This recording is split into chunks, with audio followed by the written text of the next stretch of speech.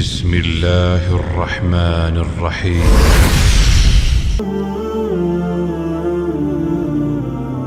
السلام علیکم ورحمۃ اللہ وبرکاتہ۔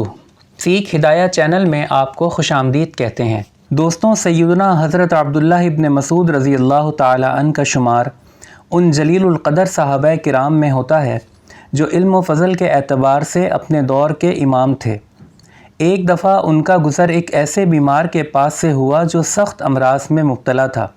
حضرت عبداللہ بن مسعود رضی اللہ عنہ نے جب اس مریض کو دیکھا تو علاج کی غرض سے اس کے کان میں سورہ مؤمنون کی آخری 4 آیتیں پڑھیں، جس کی برکت سے وہ مریض اسی وقت تندرست ہو گیا۔ جناب رسول مکرم سرور دو عالم صلی اللہ علیہ وسلم کو جب اس مریض کی صحت کا علم ہوا تو آپ صلی اللہ علیہ وسلم نے حضرت عبداللہ بن مسعود رضی اللہ عنہ سے دریافت کیا کہ تم نے اس مریض کے کان میں کیا پڑھا تھا جس کی برکت سے اسے فوراً صحت مل گئی؟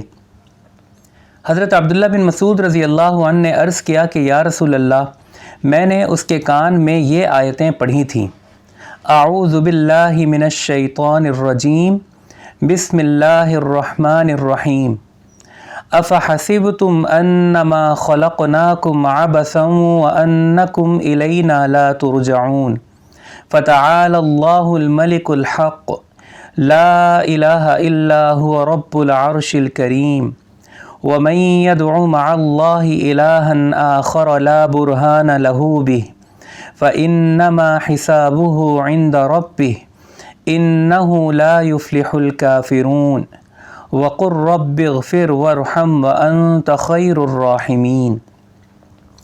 اس پر رسول اللہ صلی اللہ علیہ وسلم نے ارشاد فرمایا کہ قسم ہے اس ذات کی جس کے قبضے میں میری جان ہے، اگر یقین رکھنے والا کوئی آدمی ان آیتوں کو پہاڑ پر پڑھ دے تو پہاڑ اپنی جگہ سے ہٹ سکتا ہے۔